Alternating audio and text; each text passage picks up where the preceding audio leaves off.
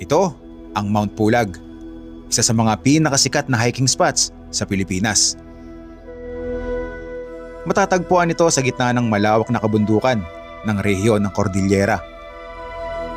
Ang pinakatuktok nito ay may taas na 2,926 meters above sea level. Kaya naman, ito ang pinakamataas na bundok sa isla ng Luzon at pangatlo naman sa pinakamataas sa buong Pilipinas.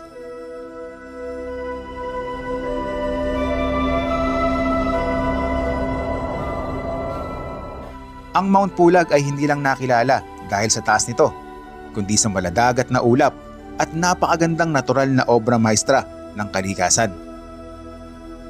Pinaniniwalaan din ng mga katutubong tribo tulad ng Ibaloy, Kalanguya at Kankanayi na ang tuktok ng bundok ay isang sagradong lugar at tahanan ng mga espiritu ng kanilang mga ninuno. Kaya tinatawag nila itong Playgrounds of the Gods. Kaya tara, samahan niyo ako sa hindi malilimutang karanasan ng ating paglalakbay. Mula pa lang sa biyahe. Lord, medyo nakakaramdam tayo ng kaba. Grabe yung sira ng kalsado. Halos parang anino na lang yung mga puno sa gilid ng kalsada. Karanasan sa bawat parte ng pag-akyat. Yung mga tanawin na makikita ninyo ay talagang habang buhay ninyong hindi makakalimutan. Tingnan nyo guys. At iba't ibang ecosystem na ating pagdadaanan tulad ng mahiwagang Mossy Forest na kapag narating mo na, yung pakiramdam na parang nasa ibang mundo. Para tayo nasa ibang dimension. Masisilayan din natin ang malawak na grasslands at mga dwarf bamboo. Dito, masasabi mo talaga na ang mga tanawin ay kahawig na mga burol sa ibang bansa. Hanggang marating natin ang summit ng Mount Pulag.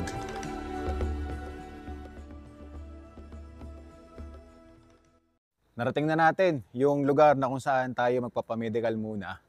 And then after medical, aakyat naman tayo dito sa building na yan. Yan naman yung DENR. So bago tayo magpa-register doon, pa-medical muna tayo. Bago tayo umakyat ng Mount Pulag, may mga requirements muna tayong dapat gawin.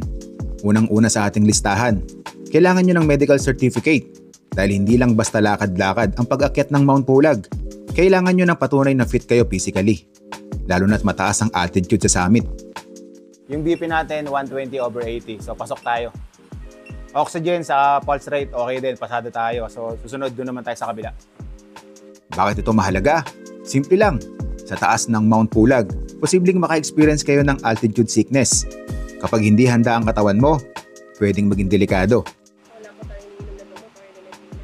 Wala po. Wala po tayong health issues like asthma, sakit sa puso? Wala naman po. Diabetes? All goods. Kaya't bago pa man umakyat, sinisigurado nila na okay ang iyong lungs, heart, at overall stamina mo. So basta normal mga vital signs natin, then of course, pag may kakaiba po tayo naramdaman, please inform your tour guide or coordinator. Kasi Yes po. kahit na normal tayo dito, yun nga po sabi ko, we cannot predict the weather in Mount Pulag. Yes. Okay?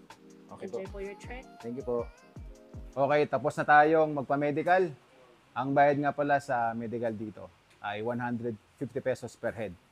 So, i-check sa inyo yung blood pressure, tapos yung oxygen, pulse rate. Pupunta naman tayo sa DENR para magpa-register ulit doon. Okay, let's go. At matapos ang ating medical ay nagtungo agad kami sa pangalawang requirements, ang registration at orientation sa DENR. Kasama na sa registration ang pagkuha ng hiking permit at dito rin babayaran lahat ng fees sa pag-akyat ng Mount Pulag.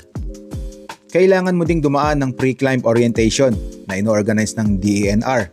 Ang pangalan kasi pagka-national park, it is described in our law as uninhabited.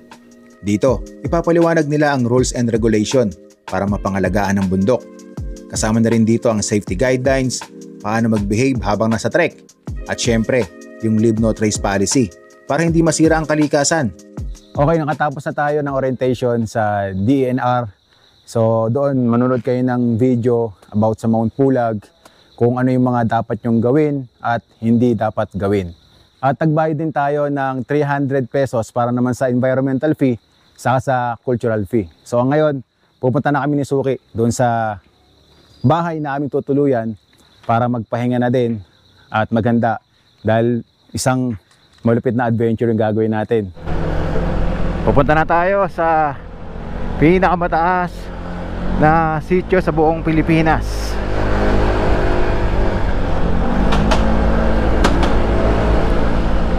Mount Pulag. Diretso. Grabe yung daan, napakataas. Talagang literal na masasabi natin na ito yung pinakamataas na sitio sa buong Pilipinas. Itong sitio Babalak. Tingnan nyo, oh, grabe yung kapal ng fog dito. Kaso natsyempohan natin na ginagawa yung kalsada. Uy, sira pala yung kalsada rito.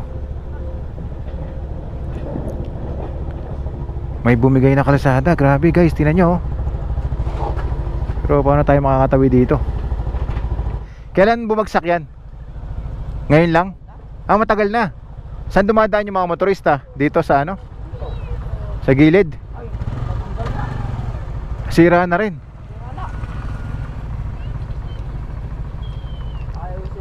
Ah, babalik muna kami dun sa taas kasi ginagawa pa yung daan dito. Nasira, oh. Negative tayo makadaan dyan. Yeah. Natapat na natin na masama ang panahon ngayon, umulan na naman. So kailangan natin kong umakyat dun. So itong mga nakikita nyong sasakyan na nasa gilid ng kalsada, hindi rin sila makadiretso. Kaya kailangan nating bumalik. Silong muna tayo dito. Yan. Susubukan ulit namin kung pwede na tayo makatawid dito sa nasirang kalsada. Sana safe tayong makadaan dito.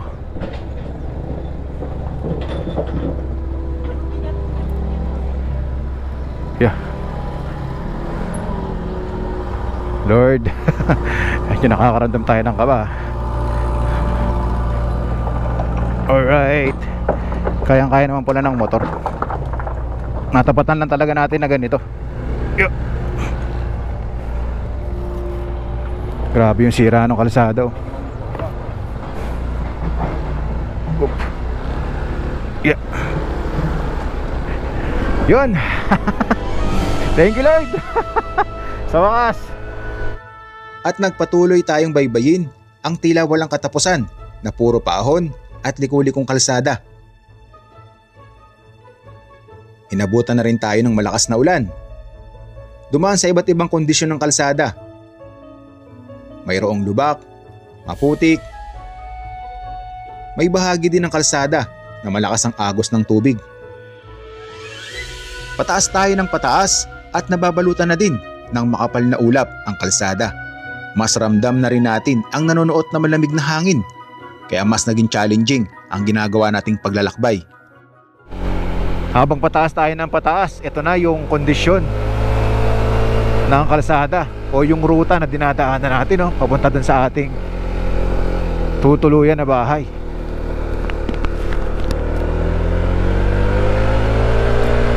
Puro ahon na to, guys. Ha.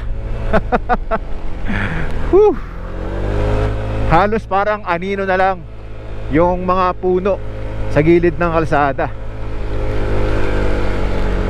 Grabe ang kapal ng fog. At talagang pataas tayo ng pataas. Yung talagang pakiramdam mo na nabibingi ka na. Ganon na yung elevation ng minomotor natin ngayon. Ito na yata yung isa sa mga masasabi ko na sa lahat ng mga nagawa nating adventure. Parang ito talaga yung naranasan natin na grabe yung panahon. Pero syempre tuloy-tuloy pa rin tayo. Wala tayong aatrasan.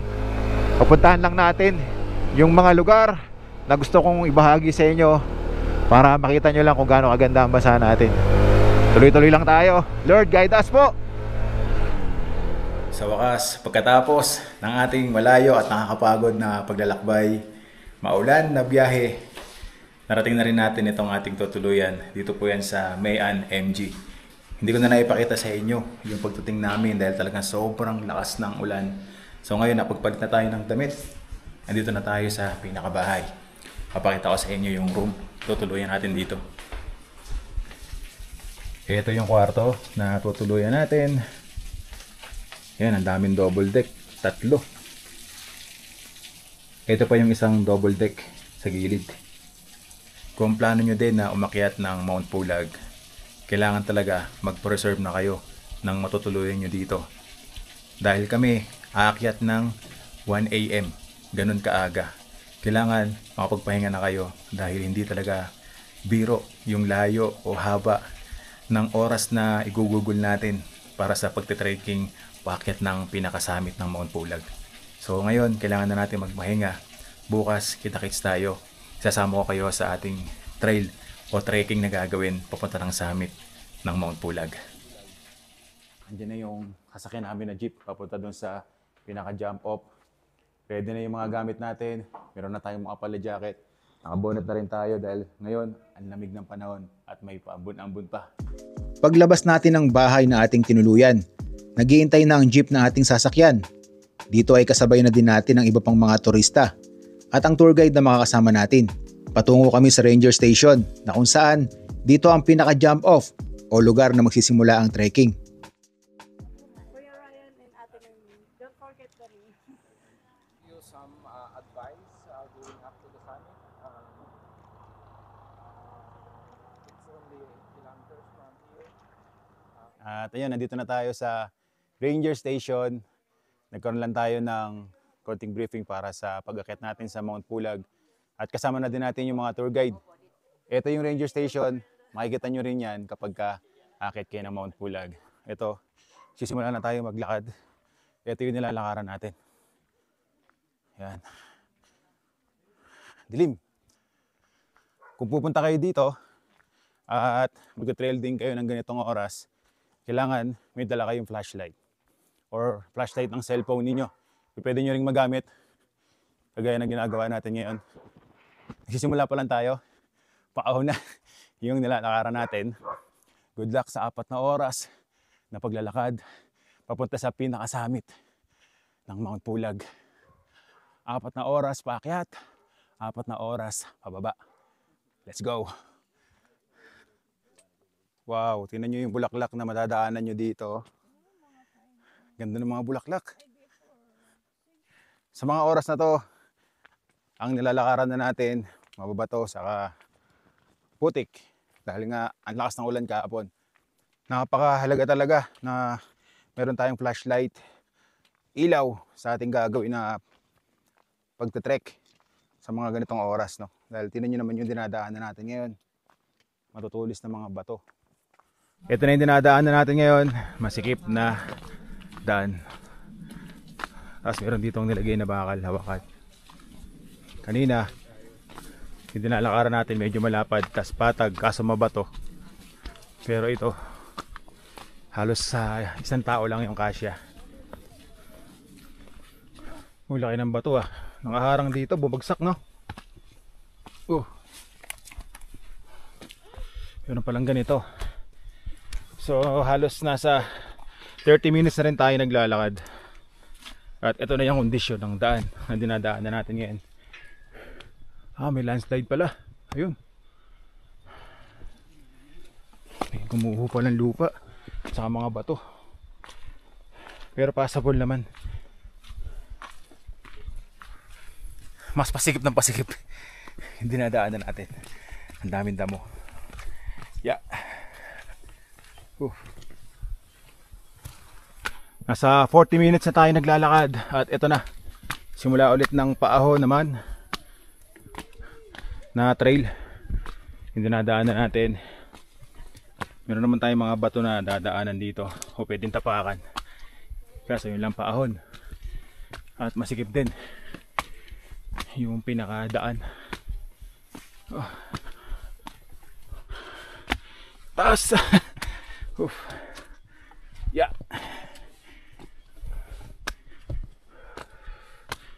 Yeah. Ayan yung kasama nating tour guide. Nasa harap natin. Si Ate Noemi. Hello Ate Noemi. Hello. Ayan. Grassland na hindi. Mamaya.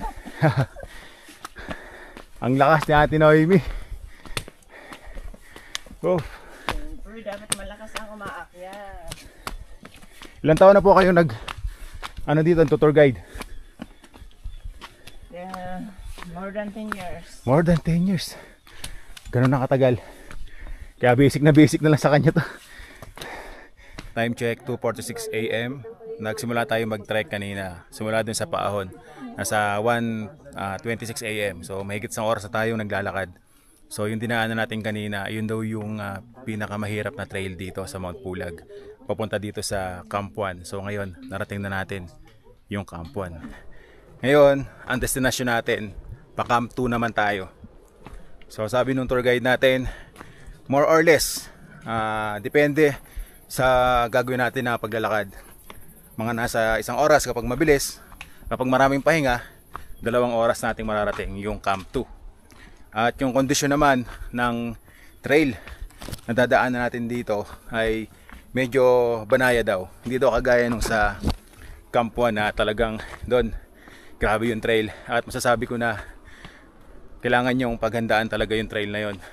Kailangan pagpupunta kayo dito, kondisyon ang katawan ninyo. Dahil talagang makakaramdam kayo ng pagod, matarik at maraming bato. Bigyan ko kayo ng idea sa trail na gagawin nyo dito. So bali 4 siya na part. So yung unang part ng trail na gagawin ninyo, yun yung sa papuntang Camp 1. So yun nga yung pinakamahirap na trail dahil sobrang taas. At ngayon ito naman yung trail na dinadaanan natin. Yung papuntang Camp 2, medyo banayad ng konti. May ahon din. And then yung pangatlo na part ng trail dito is yung grassland. So mga nasa 2.8 kilometers daw yon na lakaran. Tapos puro damo. So siguro pag nandun na tayo sa grassland, baka maliwanag na. At yung pinakahuli na part ng trail dito sa Mount Pulag is yung pinaka packet na doon sa pinakasummit. Yun, medyo mataas din daw yun. So malalaan natin mamaya kung gaano katarik yung packet ng pinakasummit. At nagpatuloy ang ating paglalakad patungo naman sa Camp 2. Masikip ang daan pero medyo banayad naman ang ating lalakaran dahil walang masyadong matarik na ahon. May mga bahagi din ng trail na may umaagos na bukal na tubig. Marami na ding mga mossy tree ang makikita nyo sa paligid at mas palamig ng palamig ang klima. Dito sa nilalakaran natin ngayon, may umaagos na tubig. So dahil nga marami na tayong dinaanan ng mga putik, nagputik na yung suot natin na sandals. Yan, mapagugas tayo dito. At sabi ng tour guide natin, meron daw ditong spring water. Yan, na pwede nating inumin. Yan, makikita ninyo, merong kulay itim na tubo. So bukal na tubig to. Pwede daw tayong kumuha ng tubig dito para mainom. Safe daw yan, sabi ng tour guide natin. Alright, tingnan nyo naman. Ang dilim, pero kitang-kita natin yung ganda nitong mossy forest na dinadaanan natin. Ang sabi ng tour guide natin, itong spot na to, talagang hinihintuan ng mga bumibisita dito. Mossy forest, oh. Kakilabot, no? Lalo siguro sa umaga. Tingnan nyo guys, oh. Mamasa-masa. Ito yung mga makikita nyo dito, oh, sa kagubatan, bakit ng Mount Pulag. At makakalapit kayo sa mga ganitong klaseng puno. At hindi kalayuan doon sa spot na kung saan meron tayong nakita na mossy forest. Dito pala kalapit lang makikita naman natin itong mossy tree. Ito daw yung pinakamatandang mossy tree na makikita nyo rito. Bro, patanlawan nga yung mga yun. Yan guys, oh. Natapatan lang natin na madilim kaya hindi natin makita yung buong ganda. Pero bukas pagdaan natin dito ipapakita ko yan sa inyo. Yan, dadaanan nyo yan dito sa trail papunta sa Camp 2. Nakakakilabot, oh. Para siyang malaking broccoli.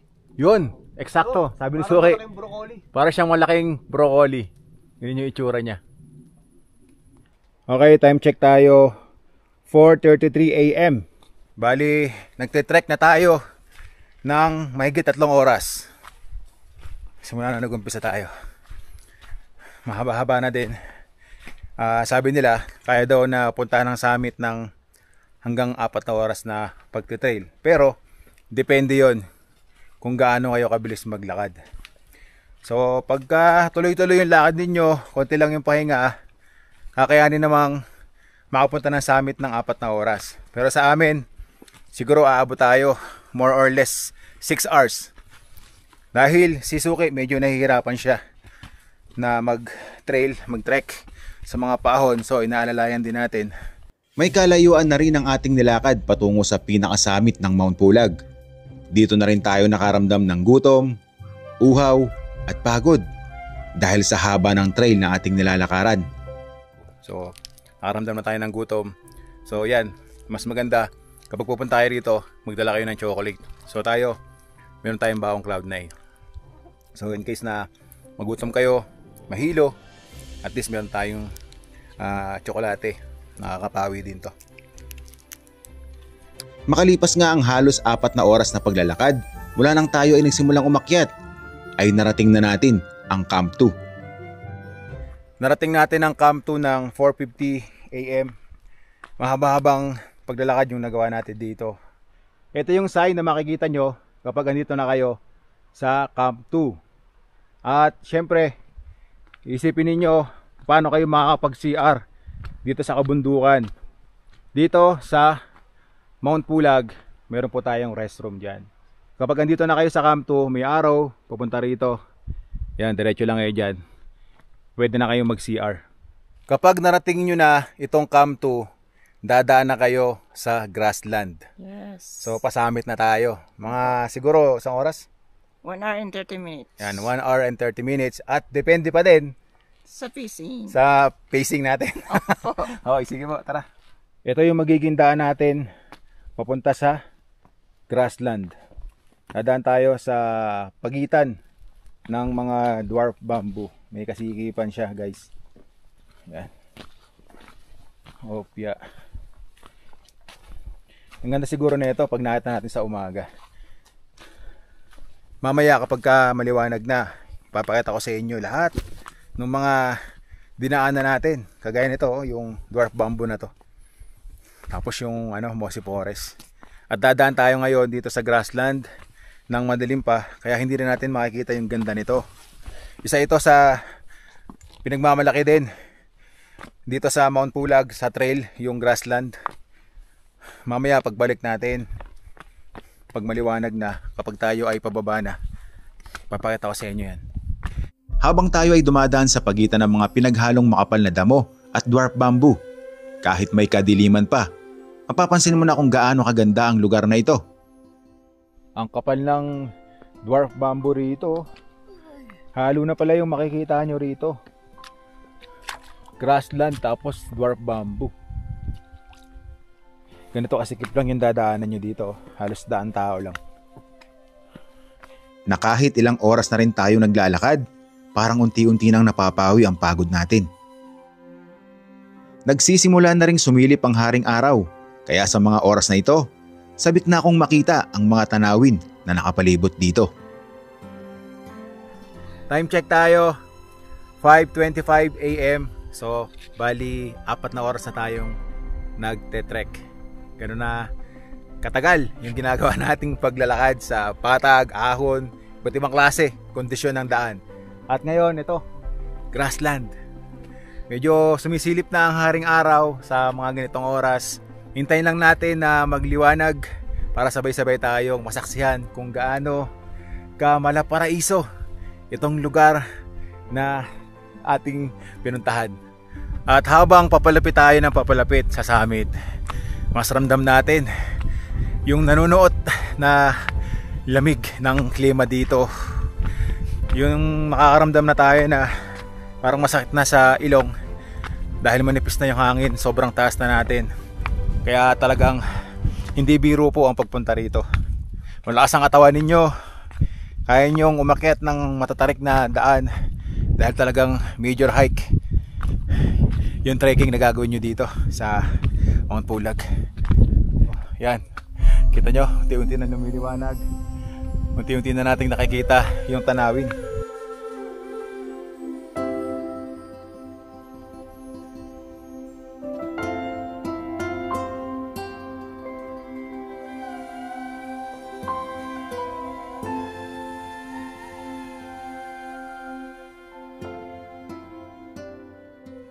(5:38 AM). Yan, makikita nyo na. Maliwanag na dito sa lokasyon natin bago tayo umakyat doon, no? Sa pataas.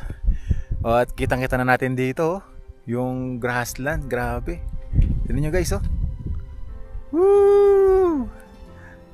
Kanina, nung tayo ay naglalakad sa dilim, nakaramdam tayo ng antok. Pero nung lumiwanag at nakita natin yung tanawin dito sa grassland, grabe, panalong panalo, paraiso.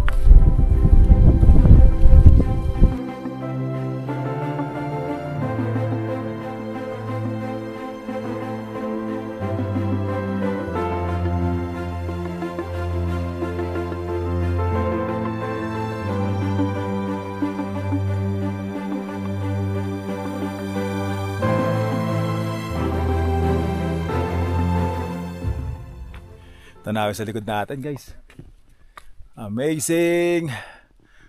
Mount Pulag, the best. Isa to sa mga napuntahan natin na talagang sobrang namamangha na naman tayo sa mga nakikita natin. Kahit saan ka lumingon, kapag andito ka na sa grassland, sa kanan, kaliwa, sa harap, sa likod, sobrang gandang scenery ng grassland yung makikita nyo rito. Dito sa kaliwa natin, ganda guys, oh. Woo. Talagang sakripisyo lang yung trekking na gagawin nyo dito. Pero yung mga tanawin na makikita ninyo talagang habang buhay ninyong hindi makakalimutan. Tingnan nyo guys. Woo. Sobrang enjoy na enjoy tayo nung nagliwanag. Ang ganda dito.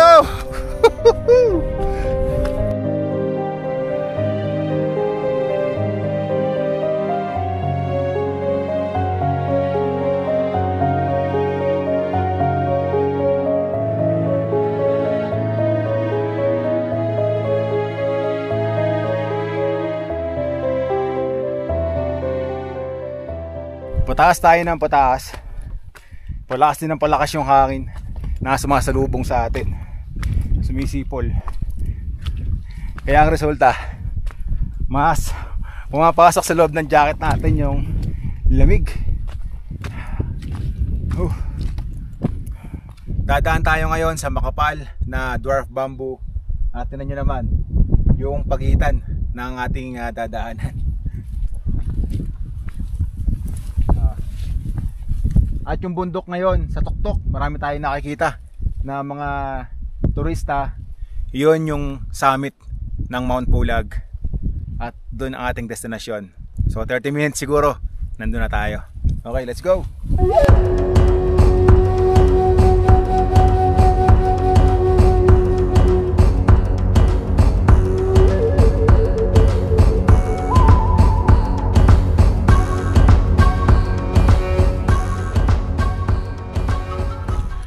Dumadaan tayo sa gilid ng bundok. Tapos kung sisilip tayo dun sa baba, nakakalulang tanawin yung makikita natin, oh. Ito talaga yung legit na makapigiling ang tanawin na makikita mo. 6:30 AM. So nasa 5 oras na tayong naglalakad, umaakyat sa iba-ibang kondisyon ng trail dito sa Mount Pulag. At ngayon maliwanag na. Pataas pa tayo ng pataas. Malapit-lapit na rin tayo sa pinaka-summit. Dito sa Mount Pulag, yung mga kabundukan, more on ganito yung makikita mong nakabalot. Mga damo, dwarf bamboo. Wala masyadong puno. So sabi ng tour guide natin, kaya daw tinawag na Mount Pulag, yung salitang pulag daw, ang ibig sabihin pala noon kalbo. Kaya pala tinawag na Mount Pulag. Pero yung mga nakapalibot na kabundukan dito sa Mount Pulag, yun yung mga kabundukan na merong makakapal na punong kahoy.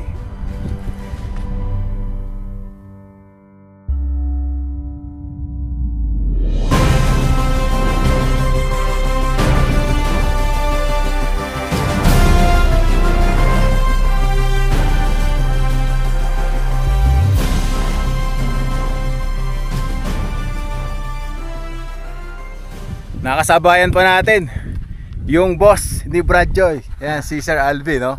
Yung mga kababayan natin sa Pulilan, Bulacan. Nakaakyat na sila, ang Alcatraz Boys, sa pinaka-summit ng Mount Pulag. So tayo, papunta pa lang doon. Mas mabilis sila sa atin, mas mabilis yung pacing. Ingat kayo, ha? Yes. Okay, Thank you. Ito na, yung trail paakyat doon sa pinaka-summit. Ayun.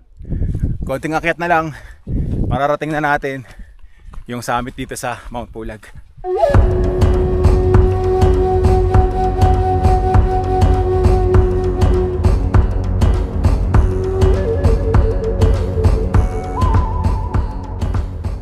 Tingnan nyo yung view sa likod ko. Sea of clouds.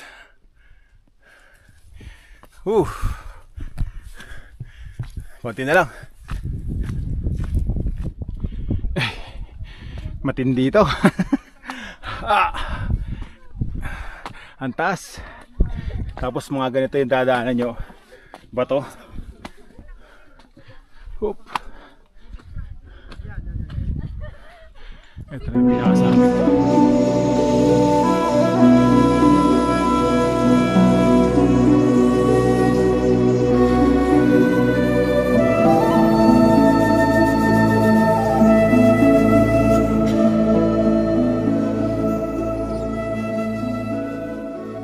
At sa wakas, narating na rin natin ang summit ng Mount Pulag. Ang sarap sa pakiramdam na lahat ng pagod, puyat at pag-akyat ay sulit na sulit. Sa mga tanawin na parang isang obra maestra ng kalikasan. Yung masasabi mo na ikaw at ang kalikasan ay konektado. Ang sarap din sa pakiramdam na tayo ay nakatayo sa pinakatuktok ng Luzon at parang nasa ibabaw tayo ng langit. Pagkatapos ng halos 6 na oras na ating pagtitrekking ay narating na natin yung ating target, ang mapuntahan ang summit ng Mount Pulag. So dito sa mismong pinakatuktok, meron tayong makikita na welcome Mount Pulag Summit 2,926 meters above sea level.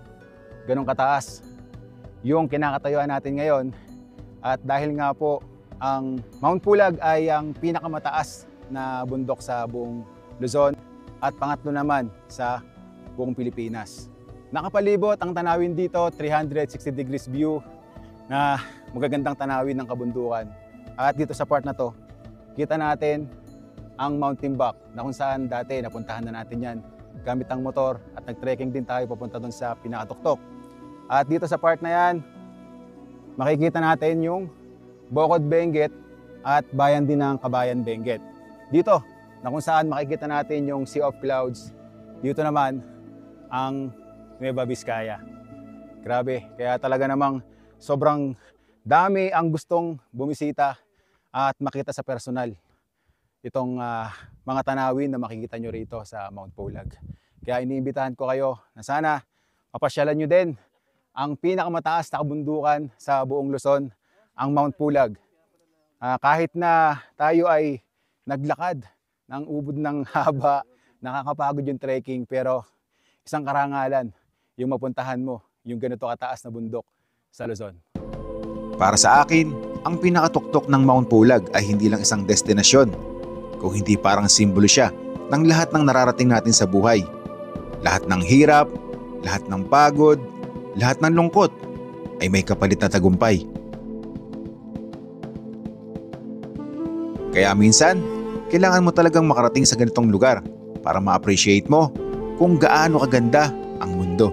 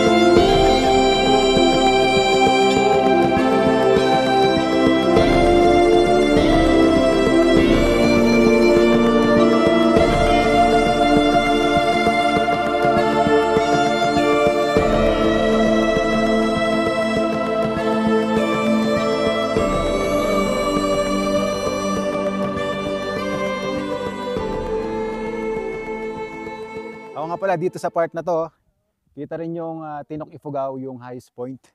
Dahil kapag ando naman tayo sa Tinok Ifugao, kita naman natin yung Mount Pulag. So ganun kataas itong Mount Pulag, no? Kitang-kita sa malawak na kabundukan dito sa Cordillera Mountain Range. Pababa na tayo mula doon sa summit. At syempre, ibang anggulo, ibang tanawin naman yung makikita natin habang tayo ay bumababa. Kumpara doon sa kaninang tayo ay umaakyat. Mas pakapal ng pakapal yung ulap o yung tinatawag nilang sea of clouds na nakikita natin dito. Kaya naman talagang masasabi natin na legit yung tinatawag ng mga lokal dito sa lugar na to na playgrounds of God. Dahil malaparaiso talaga.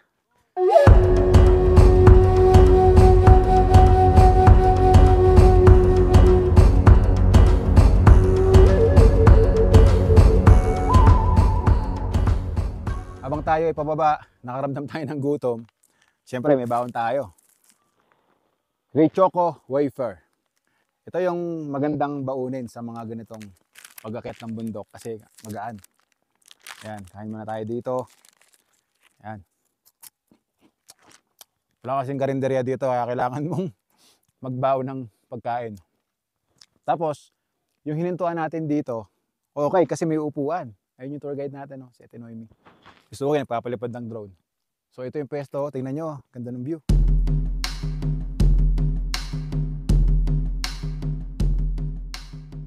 Ito yung grassland na dinaanan natin kanina noong Bukan Liwayway. Hindi pa natin masyadong nakikita ng ganito kaliwanag. At dahil nga tirik na ang araw, talagang kitang-kita natin yung buong ganda ng grassland na to, no? Ito yung bumungad na tanawin sa atin kanina nung nagsisimula ng lumiwanag mga bandang 5:30 AM. Dito sa trekking na ginagawa natin, pataas man o pababa na kayo, ito talaga yung magiging pahinga ninyo, yung pagmasdan, yung mga tanawin. Grassland ng Mount Pulag.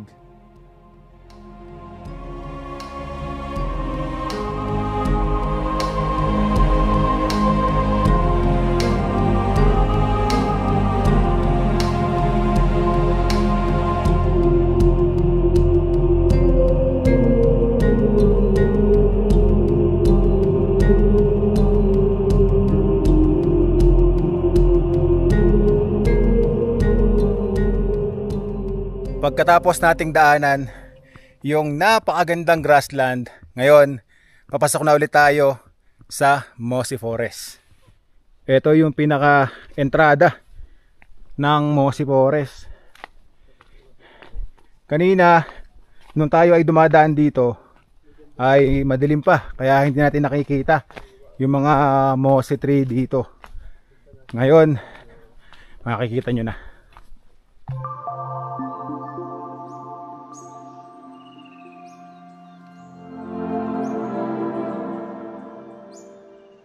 Dito pa lang sa pinakabungad, yan, nakikita na natin ng maliwanag yung mga mossy tree na ating dinaanan kaninang madaling araw.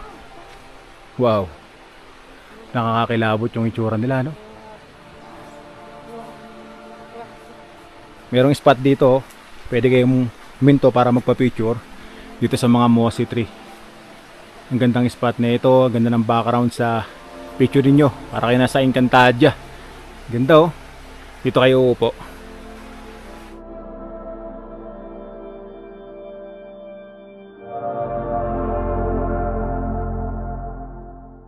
Yung mossy forest na makikita nyo rito, yung mga mossy tree, grabe, oh. Nakakakilabot kung pagmamasa natin. So ganito pala itsura niya sa maliwanag. Para tayo nasa ibang dimension. Yung mga nakikita natin sa movie, dito personal nating nakikita, oh.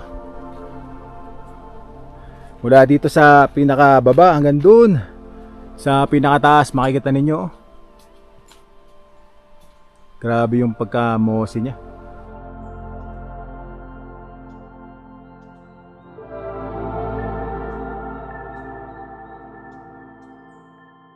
Ito yung dinaanan natin kanina. Yung pinakamatandang mossy tree dito. Yung parang broccoli, yung pinakataas. Ganito pala yung itsura niya sa maliwanag. Nakakakilabot din guys. Makikita nyo yan kapag nagpunta rin kayo sa Mount Pulag. Sa trek na nyo dito sa pinaka Mossy Forest. Oh. Grabe, ang ganda oh.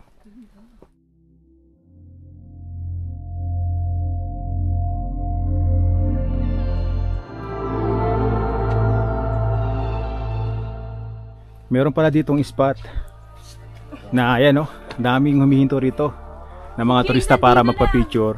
Ayan. Wow, congrats! Dahil ang ganda nung mossy tree. Oh, no?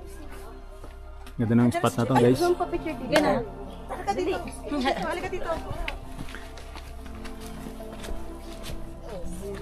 Hanggang dito sa pinakaloob yan. Pwede kayo pumasok. Pwede kayo maupo doon tapos picture dito sa napakagandang Mossy Forest. Oh. Time check, 10:12 AM. Siguro makakababa na tayo, mga bandang alas 3 na. Kailangan pa natin maglakad ng mga 3 oras dito sa kagubatan na dinadaanan natin sa Mossy Forest. At syempre, magpasalamat tayo sa ating tour guide na si Ate Noemi na sinamahan tayo mula umpisa hanggang marating natin yung pinakatuktok. Sobrang okay niya na tour guide. Talagang gagabayan tayo ng maayos. Siyempre, alangan iiwan ko kayo. Okay na okay si Ate Noemi. Sana sa mga followers and subscribers natin na magpaplano din na pumunta rito sa Mount Pulag, sana si Ate Noemi yung maging tour guide ninyo.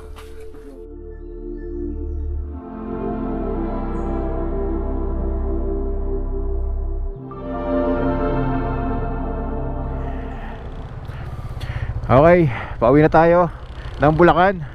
Papakita lang sa inyo yung tinuluyan natin. Oh. Yan. Mayan MG Store and Homestay. So dito tayo nag-overnight stay. Tingnan nyo naman yung kapaligiran dito guys. Oh. Punong-puno ng makapal na ulap. Alright, let's get it on.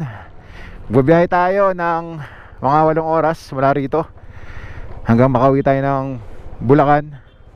Ito nga pala yung Mount Pulag Elementary School. Ito yung pinakamataas na elementary school sa buong Pilipinas. Ayan Tignan nyo guys. Imagine 7,748 feet. Ganun kataas yung lokasyon ng elementary school na to dito po sa Sitio Babalak, Barangay Basiao, Kabayan Benguet. So gaya nga po nang nasabi ko sa inyo na itong Sitio Babalak, ito po yung pinakamataas na sitio sa buong Pilipinas. Imagine na motor natin yung napakataas na lugar na to dahil sa ating ginagawang paglalakbay. Bago natin tapusin yung ating adventure, ipapakita ko muna sa inyo yung itsura ng minumotor natin ngayon. Sabi ng mga locals na nakausap natin dito, normal lang daw ito sa araw-araw na ganito yung kondisyon ng kanilang panahon. Ayan halos nagsisiro visibility yung lugar na to dahil sa makapal na fog. At lahat ng mga locals na makikita mo rito balot na balot ng jacket dahil talagang napakalamig nung lugar na to Hindi lang talaga Mount Pulag ang sinadya natin dito, pati itong sitio na napakataas. At isa to sa talagang pangarap natin na mamotor. Grabe yung mga puno halos hindi mo na makita At yung mga kondisyon ng daan naman dito, yan, matatarik, mga kurbadang biglang liko. Kagaya nito pababa, tapos bigla na naman tayong aakyat. Yan.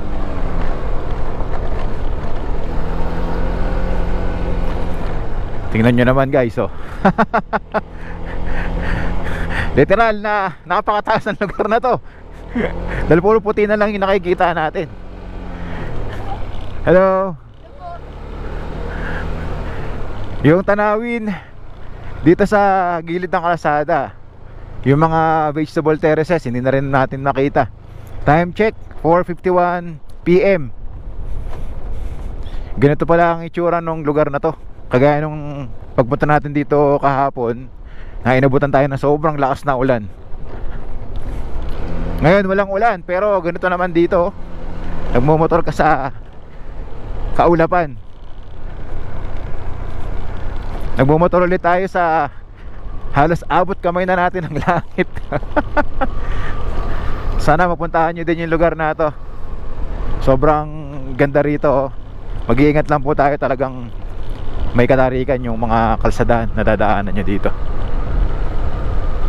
At ito naman yung mga kabahayan na makikita nyo rito sa Sitio Babalak. Yan yung mga bahay nila dito. Tapos dito may mga pananim na karot sa gilid ng kalsada.